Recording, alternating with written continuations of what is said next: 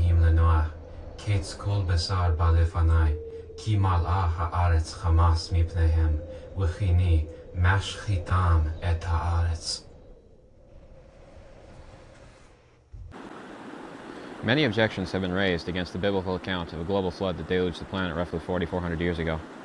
Recently, we conducted a survey and compiled a list of those most frequently raised. Today, with a panel of experts, we will be answering them and defending the validity of the biblical account. Be sure to follow along with the series. Who knows, maybe you'll find that the answers are out there, and the Bible is true.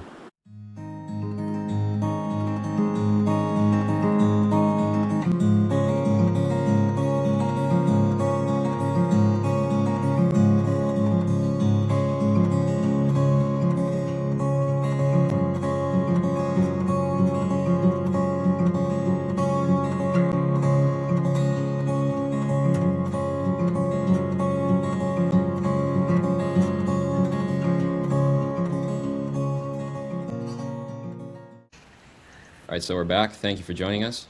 And today, as the panel of experts addressing the objections raised in our survey, we have Dr. Kevin Horton and Mike Mueller from the Institute for Biblical Authority and Michael Ord.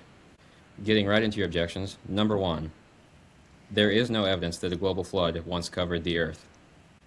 I've heard that a lot. One of the main reasons people say that is because they heard it from somebody else, and they really haven't checked it out. And even those people that told them that don't know what they're talking about either. And so it kind of snowballs into a juggernaut. But there's a huge amount of evidence out there. Just in the sedimentary rocks themselves is I consider the best evidence. That's where they claim it's simple to complex fossils with time. That's no longer true, but anyway, the sedimentary rocks themselves can be traced over some over 1,000 miles in various directions. And when you look at various layers, like in the walls of Grand Canyon, for example, the layers are one on top of another with little or no erosion in there. I'll unpack that a little bit. Conventional scientists rely on present processes to account for all the rocks and the fossils. And what present processes do we see? Well, we see river floods, deltas form, hurricanes depositing sand over maybe 1,000 square miles. That's probably the largest, but in general, it's small scale deposition with the sediments changing types laterally and vertically, all small scale. But that is unlike the sedimentary rocks of the world, which Grand Canyon is the best place to start from. Like I said, we can trace layers thousands of miles, like the Tibet sandstone at the bottom of the horizontal layers in Grand Canyon. It's 100 to 300 feet of sand, almost pure sand, and you can trace that over half of North America. So what present process is going to do that? It's not. It's powerful evidence for the flood that'll lay down from wide current sediments over huge areas. And then it changes direction, and sediment, a different type of sediments is piled on top. Quickly, everything's quickly, layer after layer, with little or no erosion. If you look at the walls of the Grand Canyon, for instance, they claim that 4,000, 5,000 feet of horizontal sedimentary rock was deposited in 250 million years. But erosion on a million-year timescale is rapid. At the current rate of erosion, all the continents of the world can be reduced to sea level in only 10 million years. But that's the present rate. We can't extrapolate the present rate into the past, because as the mountains wear down, the erosion rate goes down too. But you can put a maximum on it. I've read several secular scientists say it's 25 million years as a max, or 33 million. I'm more conservative. I'll say 50 million. So if you can erode all the continents down that fast, and the walls of Grand Canyon, where you see multiple layers of strata, is 250 million years, you should see canyons and valleys in those walls, even if it was deposited in a million years, but you don't. It's exactly what we expect in the flood, laying sediments over huge areas and one layer on top of the other with little or no evidence of erosion. That's very powerful evidence, basic evidence for the flood. Then right on with you, Mr. Mike Mueller. Yeah, thank you for the question. Oh my goodness, evidence that the global flood occurred. Well, first of all, I just want to point out that with the Institute for Biblical Authority, we start with Scripture. We start with what the Bible says, and of course, if you believe in the inerrant word of God, that it is true from the first word to the last, and you see in Genesis that God spent 3 to 4 chapters talking about a global catastrophic event like this, I have to give a lot of credence to that, and I believe that it's true because God spoke it, and Genesis is a historical account.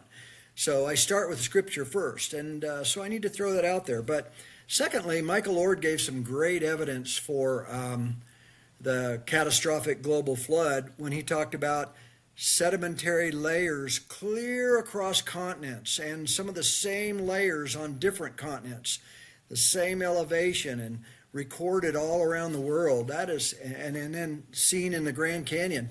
I would now start to add to what he said by saying inside of each one of those layers you find fossils. And as you guys know, John and Stone, I love to talk about fossils. We have quite a fossil display and love to get hands on fossils and let kids and adults touch and handle the fossils. And fossils to me is some of the biggest evidence for the global flood. We don't see things being fossilized today on the scale that we find fossils globally. You'll read in textbooks, and I've seen this in many textbooks. Fossils to form is a slow process where a dead animal gets covered up slowly, and then a flood comes along, and layers slowly accumulate over that animal, and it becomes fossilized over long periods of time.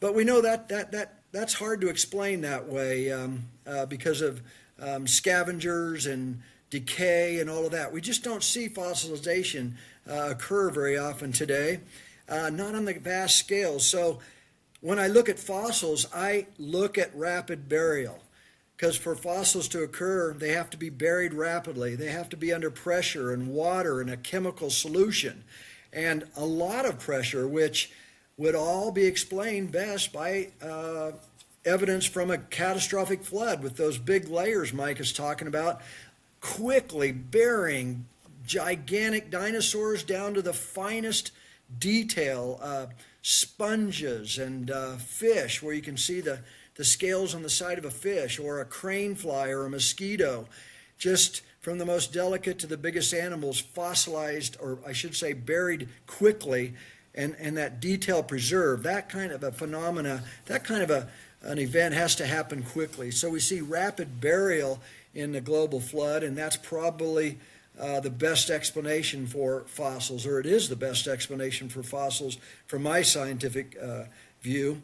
And then when you look at the types of fossils we find around the world, 95% of the fossils we find are marine fossils, less than 5% are plant, and then less than 1% of that is vertebrate fossils. So yeah, you wonder why that occurred. Well, when we look at the geological record, that geological record sometimes is used to show proof for evolution, with simple-celled and more simpler forms of life on the bottom of the geological record to more complex life up on top.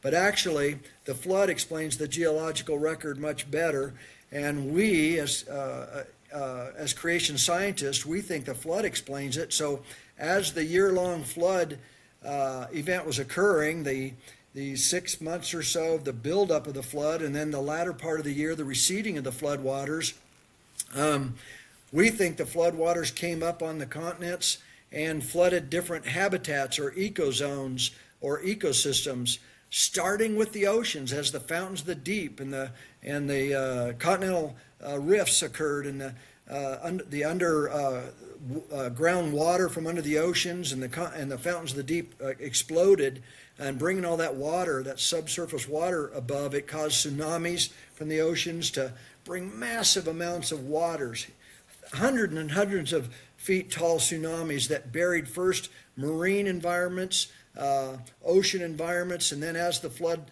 built up a little bit farther, you might see swamps and wetlands being buried with those associated life forms, and then later higher forms on the continents being buried, where you might get some plants and vertebrates eventually. So the geological record to us is a order of burial that occurred as the flood progressed. And I could go on, but I love when you actually go out and study fossils, you don't find the nice, neat skeletons of dinosaurs or animals buried slowly and all together in a calm situation. You find like a concrete mixing machine. You find animals all tore up and mixed together, and you find marine and land animals buried together, and they're all broken up and destroyed, and you just see parts and bits of them. And in fact, you see fossil graveyards. I visited Dinosaur National Monument a couple years ago, and it was a massive wall of many, many different species of dinosaurs and marine fossils and animals and plants all mixed up together. And of course, their explanation was it was a flood on a river, but it had a hard time convincing me that anything like that could create what I was looking at. But and then also, finally, I'll say in the fossil record, we're finding fresh biomaterials, soft tissue inside of rock. Right here in Montana, they found a T-Rex femur.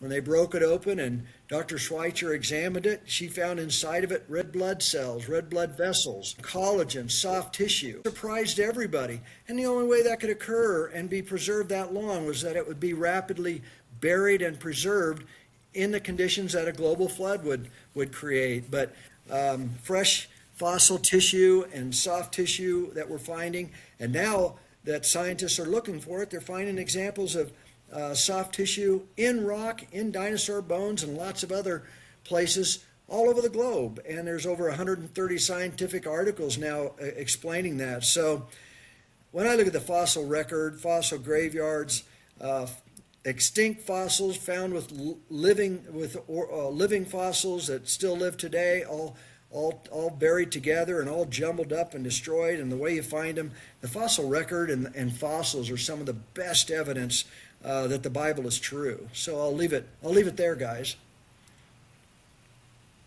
All right. So on to Dr. Horton. Okay. You know, I grew up in North Dakota and then now live in Montana. And one of the things I've observed is strange topographical features all across these western plains. And it would be like buttes and canyon lands and badlands. And I hear the explanations, I read the signs in the parks, and I go, that's really, wow, interesting.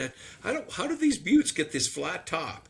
And then I've been up on some of those buttes, and you look out, and it looks like everything else has been washed away, and this is left behind. Wow, I remember hunting on those when I was a kid and going, this doesn't make sense. Why is this here? Well, you know, when we look at the biblical flood, and we look at any flood, Michael Oren helped me understand this, is you think about it, it's very obvious, is floods go up and floods go down. And whether the flood is 2 days or a full year. And the biblical flood is described as worldwide, and it's for a full year. Holy smokes, that would be something else. And you think about that then, there is a destruction phase when the flood is rising, and everything's getting destroyed. And then there is the receding phase. And that receding phase is something that's rarely addressed, but that is something that I found myself stumbling into thanks to my good friend Michael Ord, who taught me about a flood right where I live near Missoula, Montana. And this is called the Glacial Lake Missoula Flood. And this has happened in the Ice Age, and we would put it from a biblical point of view as the Ice Age would follow the flood of Genesis. And so it would be sometime after that. Well, that would make, if we had a massive flood, and this was a massive flood, it was caused by an ice dam that happened on the Clark Fork of the Columbia River. Basically, a lobe of ice slammed into the mountains by Sandpoint, Idaho, and deepened Lake Pend Oreille if it didn't make it at all completely there. And that ice dam had 2,000 feet high water level build up over the years behind that ice dam. More water than Lake Erie and Ontario together. And when that thing burst, it spread out across Washington state and carved what is called the Scablands. Now, that's an interesting little story for whatever it's worth. Well, you just think about that. When that thing burst, that would be like a massive receding flood, water rushing out and then going away. And so it was kind of like a peak flood washing away. And it left for us a nice little workshop model of what floods do when they cross the landscape. And so I've taken a drone out there and flown it all over the place in Washington state to look at what massive floods do. And you know what's interesting? I find small little flat top buttes all over the place. And some of them are huge. Some are hundreds of feet high, flat top. Many of them point the direction of the water flow. They're scattered across Washington state in the flood path of this. I even see some little cones shaped things where they're little towers on top. And I go, well, I see that in Nebraska. There's all these different shapes I see. Well, then I've taken my drone out into the western states, and you know what I find? I find the same structures that I've discovered in Washington that are flood caused, and I see them all across the United States. The western states. I can't speak of other places. But many of you have seen Monument Valley in many movies, and these are these big buttes that are flat topped, and they're sitting out in the middle of this desert, and everything's washed away around it. Huh. That's exactly what I saw in Washington state. Same sort of thing. Only these are bigger. If you heard of a mesa, they're flat topped. And then everything's washed away. There's a cliff, and then it goes down to a shoulder or a skirt, and then it goes down to a river bottom. And sometimes these river bottoms are valleys of miles wide. And this, I believe, is from the mountains rising up after the flood, and the water's rushing off. And remember, the sedimentary layers have all been laid down in the flood, and now it's washing that softer material off and redepositing elsewhere, a lot of it around the continents, making up the continental shelf as the water hits the ocean. But some of it gets redeposited in other areas and then gets washed away. And this explains much better the structures I see. It explains why we have flat top buttes. Water's flattening it down, and then as the water's dropping, it goes around and leaves these things we call erosional remnants, buttes, flat topped. Just exactly what I saw from the Lake Missoula flood. That convinces me this is the best explanation for what we see all across the western United States. All right, so the second objection we have from our poll was the biblical account of a global flood is nothing more than a myth, an exaggeration of a local flood event that people experienced and passed down to their descendants. For example, a local flood that occurred around the Black Sea some 6,000 years ago, Ice Age flooding, flood seasons of the Euphrates River, etc. Well, first of all, the Bible and geology indicate that it's not any local flood. First, the Bible has numerous indications in Genesis 6-9 that it was a global flood. One key factor is why build a huge boat? And then God sent two of each kind of animal onto the ark to save them. And why would animals have to go on the ark if it's a local flood? They can just move to higher ground. So there's many indications the Bible indicates a global flood. Then when you look in the geology, you find these sedimentary rocks that cover hundreds of thousands of square miles, on all continents. And they can't be explained by the conventional scientists' explanations because they're small scale. The sedimentation today is small scale, which they apply to all the past. It's called uniformitarianism. And the sedimentary rocks show that it had to be a huge flood to lay down, say, the Tepes sandstone, 100 to 300 feet thick over half of North America. That can't be explained by any moving beaches or any other attempt. I've seen their attempts. That is evidence that it was a global flood because we see these sedimentary rocks all over the earth. The account in Genesis and also geology indicates that it's not a myth and it was not any local flood. All right, now Mike Mueller. Yeah, thank you for that question. It comes up a lot. Was it just a myth or truly a global flood? And like Michael Lord, I again have to start with Scripture, and we think that Genesis is actual history. And if God, Moses recorded Genesis, spent 3 or 4 chapters on a global catastrophic event, we believe it's true. And when you start looking for the evidence, it's all over the place, everywhere you look. And when you truly start reading, start studying the geological record and the fossil record and those kind of things, and the landscapes around wherever you live, and you understand them, you're going to see that the evidence for a global flood is overwhelming, not just a local flood. But again, the same evidence we used before to support a global flood, that same evidence for a global event, the fossil and geological record, the layers of sedimentary rock Michael Lord mentioned, the dinosaur, the fossil graveyards, the violent death you see in these graveyards and how things are ripped up. You know, it didn't happen slowly, and just the fossilization process needs rapid burial, and you don't see fossilization occurring on large scales like we see it today. But another fun one is flood legends. Somebody explain to me why we have flood legends of a large flood, a global flood, or a big flood in so many ancient cultures all over the world. I don't know what we're up to now, but there's dozens and dozens, if not over 100 flood legends. And it, even when you look at ancient language like the Chinese language, they use symbols to portray thoughts and ideas. And even if you looked at, it could be the oldest language that we know of, the Chinese language, their symbol for boat, if you look at it, it has 3 images. One is the image of a vessel, and the other is an image for the number 8, and the next image is an image for people. In other words, 8 people were in a boat. That's the symbol. We're in a vessel, and that's the symbol for a boat. Explain the flood legends in ancient language like that.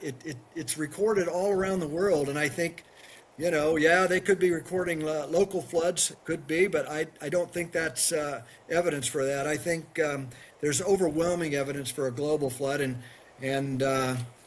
it's fascinating once you start studying it and start looking at the evidence. It's overwhelming. All right, now Kevin Horton. Okay.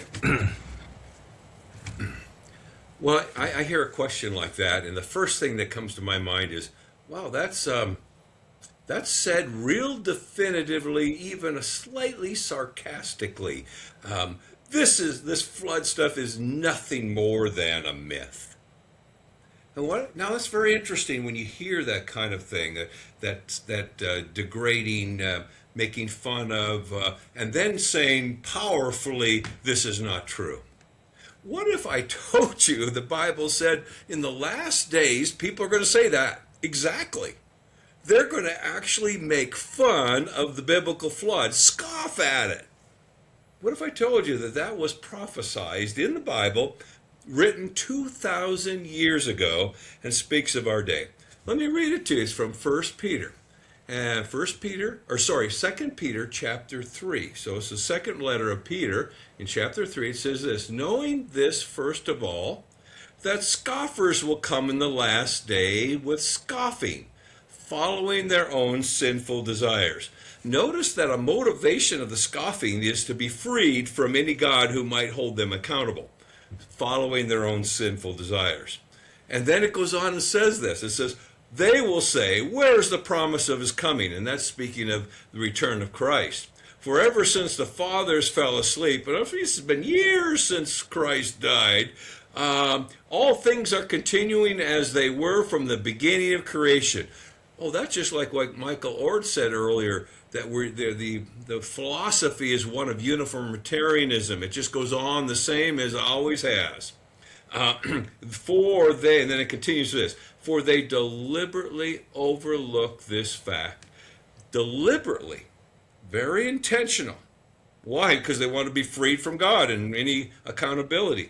They deliberately overlooked this fact that the heavens existed long ago and the earth was formed out of water, through water, by what? The Word of God. So number one, the first thing in the last days that they're going to scoff about is that there's a creator who created the whole universe and set the world special, and he spoke it into existence. That they're going to come up with things like, oh, Big Bang or something, where it happened by itself. And that by means of these, the world that then existed was deluged with water and perished. They're going to scoff in the last days that there was a creator God who started the universe and set the earth in place, and they're going to scoff and laugh at a global flood. Peter wrote about that 2,000 years ago. Guess what? We're in the last days. And this question, and just even the way it's framed, fits exactly what we'd expect to see in the world in the latter days. Wow. Great answers, guys. And kind of like Mike, you and what Dr. Horton said, kind of touched right on what Michael Ord, you and John Reed wrote about in your book, How Noah's Flood Shaped Our Earth, with the flood legends. I believe you guys referenced in there. Yes. 300 cultures from around the world record global floods. Yep. 500 records flood catastrophes, but over 300 definite global floods. That many. And then Dr. Horton, what you brought up just from that passage from 2 Peter, with they do it basically trying to free themselves from the scriptures because of their sinful desires. And it takes my mind back right to where this all started, uniformitarian geology, with basically its founder, Charles Lyell, with basically his motive for doing it was, I want to free the science from Moses. Yeah, that's a great little quote, so throw that in there. Yeah, very good. Good job. And so then number 3, there are peoples, for example, the Chinese, the Egyptians, the Babylonians, the Aboriginal Australians, etc., who have histories that go back way farther than the biblical date for the flood.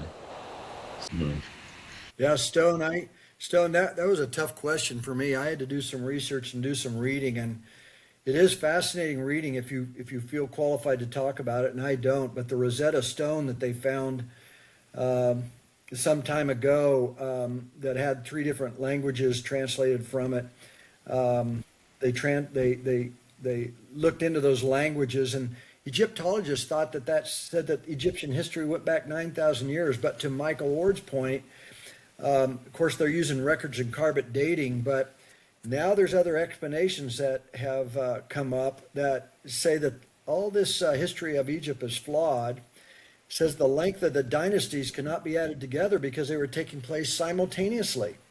Another one was that the total length of the reign of many pharaohs has been found to be exaggerated because they wanted their kings or pharaohs to look more godlike, so they elaborated on the time that they did that. Most Egyptologists now have downgraded that history down to 6,000-year-old civilization time frame, which is interesting.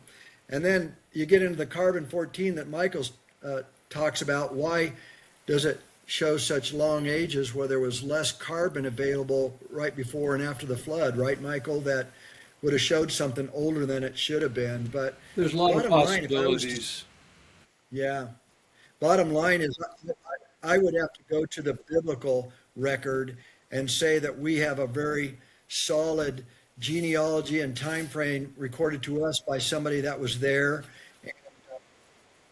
Yeah, I think it's as good as any of the flawed stuff that we're seeing, and man is flawed, and he's trying to figure it out. But I don't believe that they have the answer, but I think the Bible does, and I think there's even ways to give estimated time frames in the Bible. When Abraham went to Egypt, Joseph was sold into Egypt, and it's interesting. They said the last Egyptian dynasty, guys, just amongst us. The Old Kingdom and the Middle Kingdom, they actually overlied, but they probably died out when Moses took the Israelites out and they lost their slave force. It's really fascinating. It's starting to really line up nice, but the Bible is the best record of history in my books. All right. So question 4 is, what about man-made structures that are supposed to have been built before the biblical day for the flood? I have a few general things that I can say.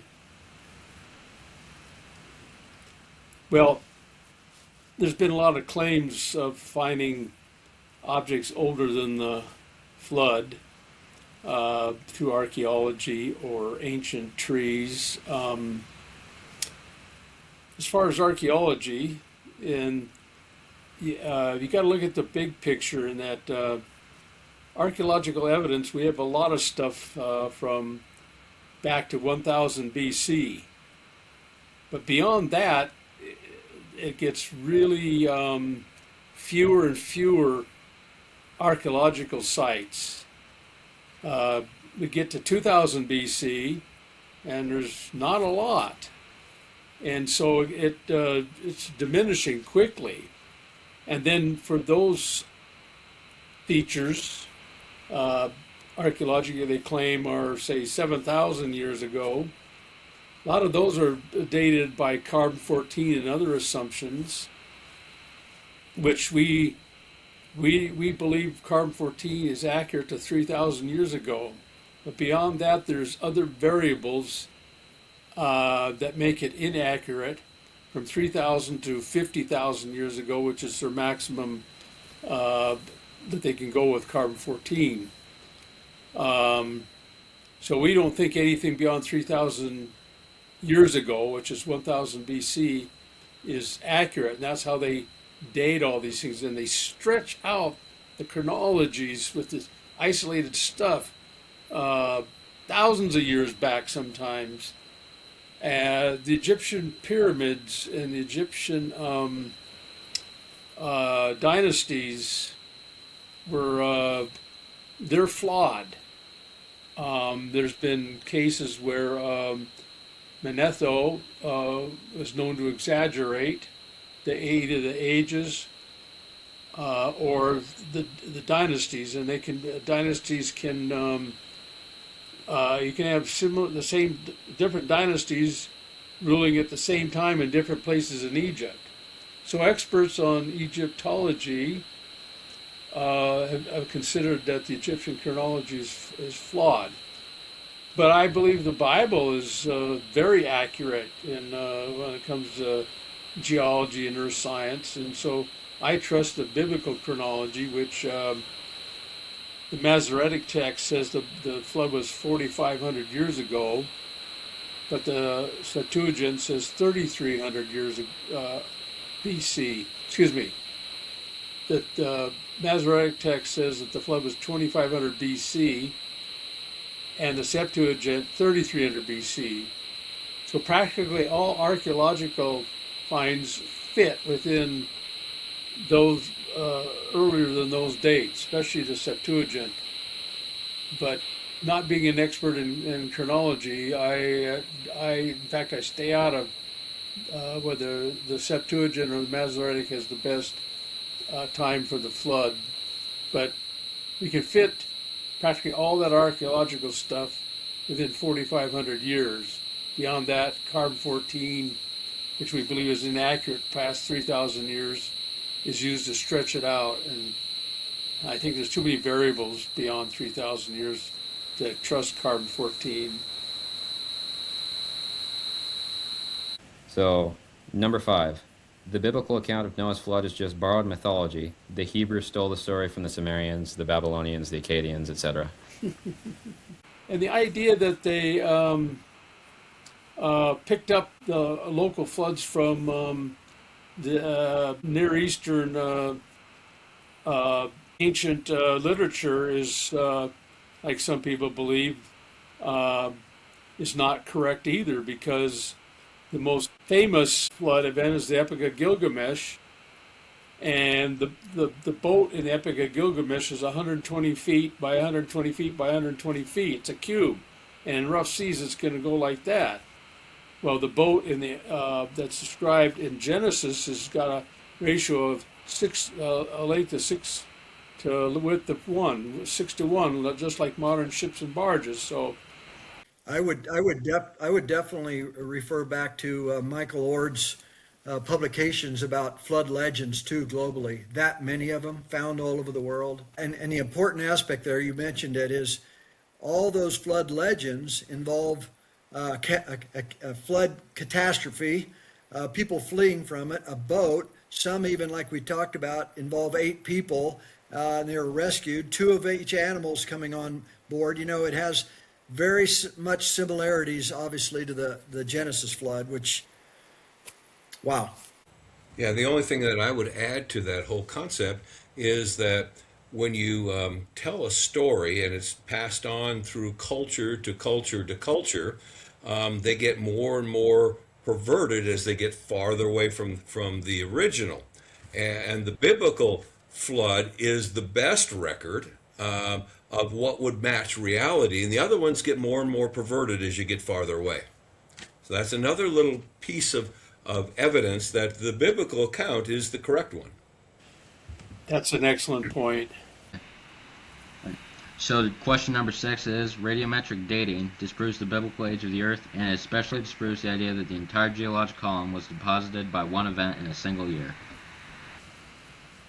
Radiometric dating is a huge subject, and we have in creation science a lot of technical information on it, but I'll simply boil it down to several aspects. First of all, with uniformitarianism becoming a fact among scientists from the late 1700s to 1830, with that idea of slow processes that we see going on today, well, of course, it becomes millions of years because it's going to take, say, a million years to form the sediments in Grand Canyon. I mean, so deep time or millions of years automatically was built in clear back to the late 1700s. And so you might expect that when more sophisticated dating methods came about, that they would choose the ones that gave old ages, which they have certainly done. And at first they dated by the fossils and had a progression from the simple fossils going to the complex fossils with in the rocks. But modern science says there's nothing simple.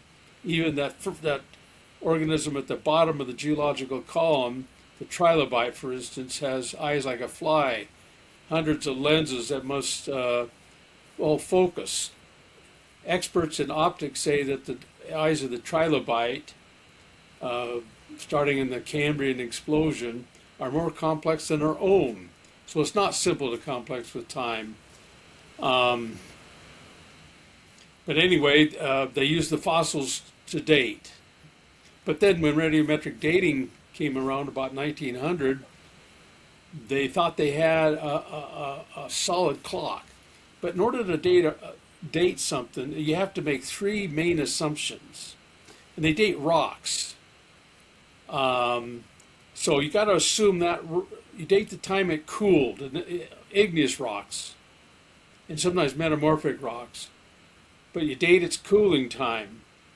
And so you got to know at the time it cooled how much of the parent and daughter were in there. For instance, I'll use the uranium lead method.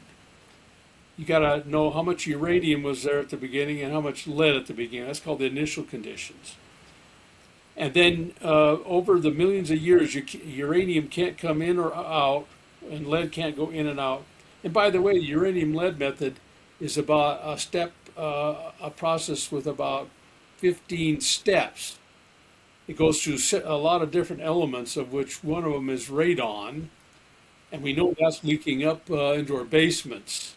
So we know radon can escape from a rock, and radium can be washed through water out of a rock, and uranium itself dissolves in water pretty good too. So you got to assume it remained closed, nothing going in or out for millions of years, and that's a very poor assumption. And then the third thing is it has to have the same rate of decay that they measure today for millions of years. And they know that these are often violated because they use them as excuses to throw out dates that don't agree. But each dating method in itself, and there's dozens of them, have their unique assumptions that go along with the three main ones. And so we know that there's something wrong with the dating methods because we've done two experiments that you can read on creation.com or answersingenesis.org websites where we've dated diamonds. Diamonds are supposed to be a couple billion years old, formed more than 100 miles down in the earth. And diamonds are pure carbon. And we know that the carbon-14 method has a short half-life of 5,700 years approximately. And if you have 18 half-lives, there's not going to be any carbon-14 left that could be detected. So anything older than 55,000 years in the carbon-14 method should not occur in old material. So we dated diamonds. The creation scientists were the first ones to do this. Dr. John Baumgartner was the lead scientist on this. And he found carbon-14 in the diamonds, indicating that the diamonds were less than 50,000 or 80,000 years old. So there's something wrong somewhere. But then the question was answered, why do they give millions and billions of years sometimes? Well, we did an experiment with what's all called zircon crystals, which are highly radioactive, and you find them in granite a lot. And the zircon has a lot of uranium, and it changes to lead with time. And we discovered that in these zircon crystals, they're just full of helium. See, when uranium goes to lead, it gives off 8 helium nuclei that grab electrons and become helium atoms. Helium is a noble gas that doesn't bind with anything, so it can float around in the zircon crystal. And those that come too close to the edge can move out of the zircon crystal. It's called diffusion. And that's a clock. So Dr. Russell Humphreys dated the zircons in this granite in a core in New Mexico, and discovered that, the uranium lead method gave 1.5 billion years of radiometric decay, but the amount of helium in the zircon crystals indicated it was only about 6,000 years old. So the only solution is that in the past 6,000 years, we had accelerated radiometric decay sometime in the past 6,000 years, either at the creation or at the flood or both. So we've answered that question whether they gave millions and billions of years. But secular scientists ignore all the evidence that the Earth and the solar system and the universe are young.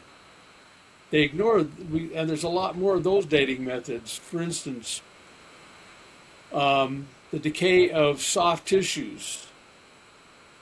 We know that soft tissues don't last more than a few thousand years. And yet, we find soft tissues in dinosaurs and many other organisms all through the geological column. Another one is the decay of short period comets. A short period comet goes around the sun and back out to Jupiter. Makes a loop every 2,000 years, and that tail you see is the comet losing matter. The comet is kind of a dirty snowball. It has gases and solid particles all kind of together in a small object 10 to 30 kilometers in diameter. So it can't go around too many times losing matter before it disintegrates. But we have about 200 of them left. And if the solar system was any more than about 20 to 50,000 years, there should be no short period comets whatsoever. Well, then some scientists say, well, there's a source of short period comets further out beyond Neptune, that supply the Earth with short period comets, but it's never been observed. We never observed any short period comets being discovered. We always discover them being destroyed. They hit Jupiter, they fall apart, disintegrate. So that evidence goes against them. But the basic evidence is that the solar system can't be any older from 20 to 50,000 years, depending on how you work the variables. Can't be any older than that. That's a maximum. So that's another indication. Dr. Don Batten from Creation Ministries International has over 100 evidences of a young Earth based on similar clocks, like what I've mentioned. So we have a lot of evidence that the Earth is young, besides Scripture showing it's young by adding up the genealogies in Genesis 5 and 11. So it's interesting that the age of the Earth and deep time and billions of years is such an important issue, and it's being taught everywhere. If, as creationists, if we bring this topic up, a lot of the replies are, well, everybody knows things are millions of billions of years, and the reason they bring it up is radiometric dating has proven it. Carbon-14 has proven it. Everybody knows it. And it's interesting to me as a scientist because as I started looking into radiometric dating of rocks, Michael Orr gave an excellent definition of the process and the problems with it. I just have one word: assumptions. In the scientific method, in the scientific way of doing things, if you're not there in a scientific experimentation from the beginning to the end, you know the rate is constant, the daughter and the parent material are the same, and you've been able to observe the entire experiment, it doesn't hold water with me and with most scientists. Those assumptions are too great in the radiometric dating. And the fact that we get incorrect dates for rocks of known ages that I think Dr. Horton will touch on. And also you can take one rock and use different methods and get dates that are way off and they don't even match. It just, there's so many holes in that. So why is it so important? Why does everybody die on this mountain of this deep time? It's because evolution needs millions and billions of years so that everybody can say, well, maybe it could have happened. Because if you're talking about the number of mutations, as somebody brought up before, from a bacteria to man or whatever, from one major form of life to another, the number of mutations or changes in the DNA and the information there is so great that you need lots and lots of time. And of course, the experiments and the research has shown that given the longest period of time, 13.5 billion years that we think the universe is now, that's not even enough time now as we study DNA and the amount of changes it needs to go from one form to the other. But that time issue is important because if you can convince people that everything is millions and billions of years old, well, maybe evolution could have happened. And there is no evidence for evolution, but that time thing needs to go. The ammunition that evolution needs are millions and billions of years to make it even feasible. And when everybody brings up carbon-14 proves it, that's the best ammunition that creationists have. Carbon-14 does not prove long ages, it proves short ages. If you've got carbon-14 still in things, it can't be more than 100,000 years old. And Michael Lord gave some great examples of that, and in his publication he talks about the rate experiments, talk about it. So it's a very important issue, and I would say that we need to keep talking about this and getting the right information out, because in the surveys of young people, it's one of the number one issues. If young people don't have good answers to the age of the earth and hear the other side, or where the evidence actually is, they might not believe the Bible. They may think the rest of the Bible is false. If the ages in the Bible aren't true, well, maybe Jesus and the story of Jesus isn't true, right? Which part are you going to throw out? So age of the earth is a critical issue, and we got to keep talking about it and letting people decide for themselves. Put the evidence out there. Let them decide for themselves. So it's a really important issue, and so I'm glad somebody brought up radiometric dating. We ought to have opportunities to talk about it. Too many assumptions for me. I can't even take it seriously. So thanks for the question. And then Dr. Horton. Well, to me, we should test this. We should see if it works. And so Why don't we take, and so basically, radiometric dating takes a rock, an igneous rock, that's coming out of the ground, coming out of the mantle, and it's cooling. And when it cools, that's day one. And then we can age it by the decay of materials, so we find out that it's how old it is. Well, wait a minute now. We have volcanoes going off all the time. So why don't we take some of that and then test it and see if this really works? If it works, then if we get a rock that's, say, 15 years old, it should come back with radiometric date of 15 years old. Well, we've done that. Mount St. Helens blew up in 1980, and Dr. Steve Austin and others went up there, and there were lava domes that would come up and then get blown off, and they finally got one that was stable for a while, and it was about 12 years old when they took the sample, give or take a few years. I'm not certain on that exacting. So it could be 8, could be 12 years old, all right? And sent it off for radiometric dating and multiple methodologies. And under one methodology, they found that that rock was dated at 350,000 years old. And multiple scales up there, all the way up to 2.3 million years old. Now, this rock is only 12 years old. So, to me, that adds to everything else we've just said. It doesn't work. It's used because it sounds really impressive, and it clinches the case for a lot of people. But when you test it, it doesn't work.